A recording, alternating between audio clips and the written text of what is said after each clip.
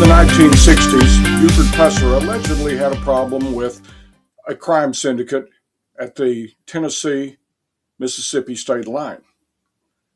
Just 15 years later, here in Arkansas, we had a far bigger problem with Pablo Escobar, the Medellín Cartel, and a pilot, a smuggler named Barry Seal. Barry Seal's story begins far from the drug cartels and covert operations he would later become associated with. Long before he was flying cocaine for the Medellín Cartel or cooperating with federal investigators, Seal was simply a talented young pilot from Louisiana with a passion for aviation. Barry Seal was born Adler Berryman Barry Seal on July 16, 1939, in Baton Rouge, Louisiana. His father worked as a candy wholesaler, and by most accounts, Seal grew up in a fairly typical middle-class Southern household. But from an early age, Seal had one obsession: flying. Seal's interest in aviation started when he joined the Civil Air Patrol, a volunteer auxiliary connected to the U.S. Air Force. The organization allowed young aviation enthusiasts to learn about aircraft, navigation, and flying. Seal quickly stood out. He reportedly soloed an aircraft while still in his teens, something that demonstrated both skill and confidence in the cockpit. People who knew him during those years described him as intelligent, charismatic. Extremely comfortable around airplanes, flying wasn't just a hobby for Barry Seal, it was becoming his identity. After graduating from high school, Seal pursued aviation professionally. His natural ability and dedication to flying helped him move quickly into commercial aviation. In the 1960s, Seal was hired by Trans World Airlines, one of the major airlines of the era. Working for TWA was a prestigious position. Commercial airline pilots were highly respected, and the job offered a stable career with excellent pay. For a young pilot from Baton Rouge, Seal had seemingly achieved the American dream. However, something changed. By the early 1970s, Seal left commercial aviation under controversial circumstances. Reports suggest he was dismissed from TWA after allegations involving attempts to transport explosives, an incident that remains somewhat disputed in the historical record. What is clear is that after leaving TWA, Seal began drifting into a different world.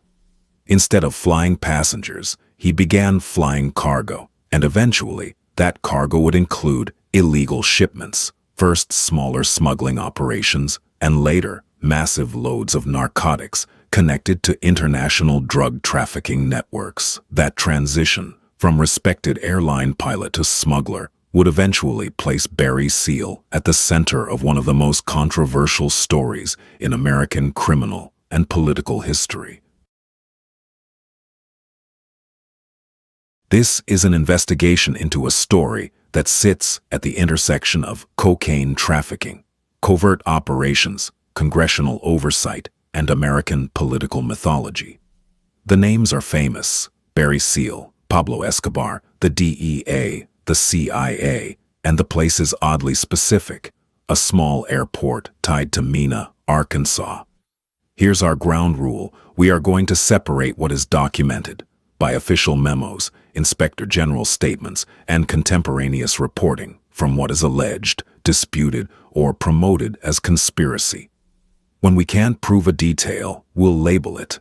First, Pablo Escobar, because he's often treated like a solo villain when the historical reality is organizational. Official DEA museum material describes Escobar as a leader of the Medellín Cartel, an organization that uses for bribery, terror, and violence to move cocaine and coerce institutions. Drug trafficking at this scale didn't just fund lavish lifestyles, it destabilized governments and produced a war between cartels and the state. In the United States, that pressure pushed agencies toward complex strategies, financial investigations, undercover operations, and attempts to reach cartel leadership through logistics networks. Now Barry Seal, documented in reporting as a commercial airline pilot who became a major drug smuggler and later a cooperating informant used in high-risk investigations. By the early 1980s, law enforcement attention increasingly focused on networks that could move large quantities of drugs by air. And this is where Mena enters. Reporting on FBI document releases says an extensive joint investigation involving the FBI, Arkansas State Police, and the IRS described SEAL using the Mena area for smuggling activity, and that the FBI in Little Rock began investigating the operation in February 1984. Those two facts are important because they are concrete, dated, attributed, and linked to released law enforcement documentation. The most documentable core episode is 1984, a sensitive operation intended to penetrate cartel activity and generate evidence strong enough to support arrests and indictments. In July 1988, during a House Judiciary Subcommittee on Crime hearing, a DEA agent, Ernest Jacobson, testified that he was told the 1984 operation was compromised by a leak from an aide in the White House. Reporting also describes the CIA's role in placing cameras in an aircraft SEAL flew to Nicaragua to capture footage or photographs of cocaine loading at a military airstrip. Film that, according to that testimony, was developed at CIA headquarters and then taken to the White House. This is not rumor. It's the kind of claim Congress examines, on the record, in a hearing, in a major wire report carried by a major newspaper. But we still label it carefully. This is what the witness testified, not proof of every downstream interpretation. Why would a leak happen? Here the story becomes partly documentary and partly inferential. Contemporary reporting describes the subcommittee releasing diary pages from National Security Council aide Oliver North, showing references to the operation, suggesting knowledge and interest in the political utility of linking Nicaragua's government to cocaine trafficking. Separately, the Senate subcommittee report later described a broader pattern, moments when foreign policy objectives collided with drug enforcement priorities.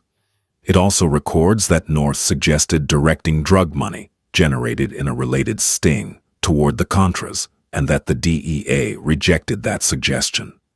Even if you never go further than what's documentable, that tension, law enforcement versus policy narrative, is a powerful explanatory frame. Then comes the aftermath. Barry Seal was killed in Baton Rouge in February 1986. Later reporting describes federal indictments that named cartel figures in connection with the murder of a federal drug informant.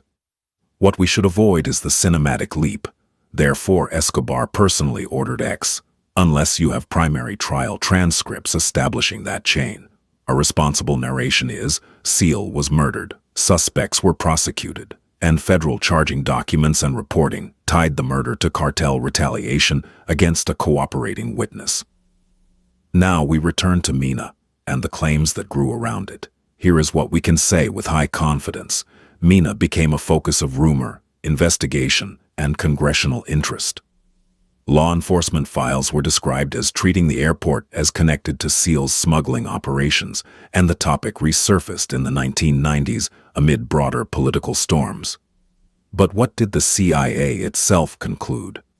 A Washington Post report from November 1996 quotes CIA Inspector General Frederick Hitz telling Congress he found no evidence that CIA or its personnel were associated with illegal activities alleged to have occurred in Mena or at its airport. The same reporting says the IG acknowledged contract work on CIA-owned aviation equipment at Mena and a 2-week training activity conducted there with another government agency, while still saying no evidence of CIA contact with individuals or businesses at the airport for money laundering, narcotics trafficking, or arms smuggling. Crucially, that same reporting also describes the IG addressing Barry Seal specifically. CIA technical people equipped Seal's C-123K aircraft with cameras for the 1984 Nicaragua operation, and the IG account described no other contact with Seal. This segment should be delivered as a methodological lesson. Official findings can be narrow, dependent on files and cooperation, and still central to what we can responsibly claim. So where does Bill Clinton enter? Here's the careful, verified framing. Allegations existed, and they were politically consequential. The Washington Post report notes that the inquiry was prompted after a book alleged that Mena was tied to arms shipments and cocaine flights, and that a former Arkansas state trooper alleged then-Governor Clinton had been told about the operation. That is an allegation, not a proven fact. We can add another piece of the official record, a CIA memo for the record from July 1995, documenting a briefing to Congressman James Leach, says the agency was aware of Barry Seal, but had no relationship with him and had no records regarding his activities in Mena. In other words, in CIA's own internal briefing posture, this is not a Clinton did it document. It's an oversight questions are circulating, we're answering what we can document. Your viewers deserve the simplest, honest sentence here. We can document the investigation and the allegations. We cannot document from these sources that Bill Clinton knowingly enabled drug flights. If you want to include the most detailed pro-allegation narrative, you must also show viewers what it is and what it isn't. A 1995 investigative piece by Sally Denton and Roger Morris argued there was credible evidence of serious criminal activity around Mena and strongly implied government collusion, raising questions about Clinton's knowledge and the apparent lack of prosecutions. The honest ending is not a twist, it's a ledger. We can show an undercover operation, a documented leak allegation examined by Congress, and official IG statements that deny evidence of CIA criminal involvement at Mena, while acknowledging specific technical support and limited activity. We can show that allegations tying Mena to broader conspiracies and to Bill Clinton were politically potent, repeatedly raised, and repeatedly disputed, and that, in the accessible official record here, they remain unproven. And that's the point. The real story isn't only about who did what.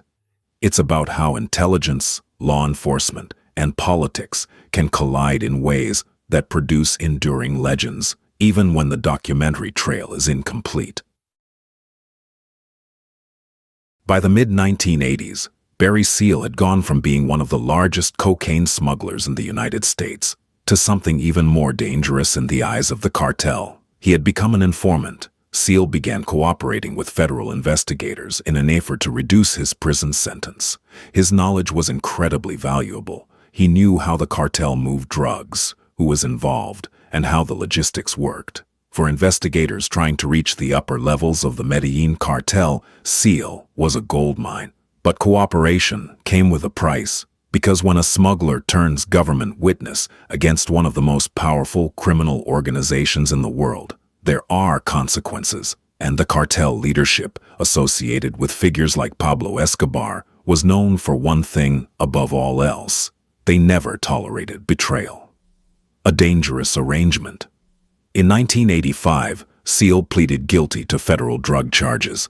Instead of serving a long prison sentence, the court ordered him to perform community service at a Salvation Army halfway house in Baton Rouge. To many investigators, the arrangement seemed risky. Barry Seal was one of the most valuable witnesses the government had, yet he was required to report to the same location regularly, in public, with limited protection. Anyone watching could easily predict where he would be, and someone was watching. On the night of February 19, 1986, Barry Seal drove to the Salvation Army facility to complete his court-ordered service. It was supposed to be routine. Seal parked his car and prepared to go inside, but a vehicle pulled into the parking lot. Inside were gunmen linked to the Medellín Cartel. They had traveled from Colombia with one purpose: to silence the man who had turned against them. Seal saw the men and knew what was about to happen. He laid his head against the steering wheel, knowing there was no way to stop the inevitable. As Seal sat inside his car, his head against the steering wheel, the attackers opened fire. Multiple gunshots shattered the quiet of the Baton Rouge night. Bullets tore through the vehicle, Barry Seal was struck several times and died in the driver's seat before help could arrive. The aftermath. The assassination shocked federal investigators. Killing a cooperating witness on American soil was a bold and dangerous move by the cartel.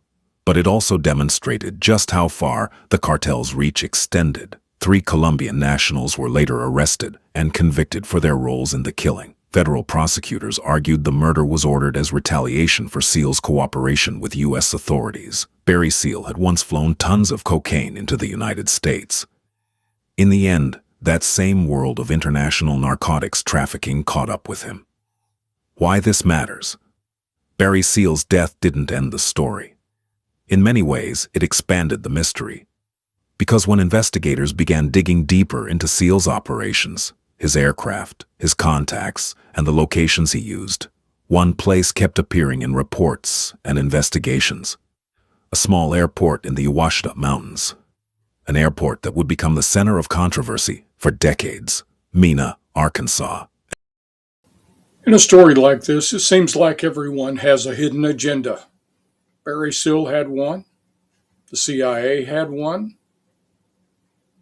The Medellín Cartel had one, as did the White House and possibly Bill Clinton. Hopefully now you know a little bit more about Barry Seal and what happened in nearby Mena, Arkansas. Just remember, truth has no agenda. And thanks for watching.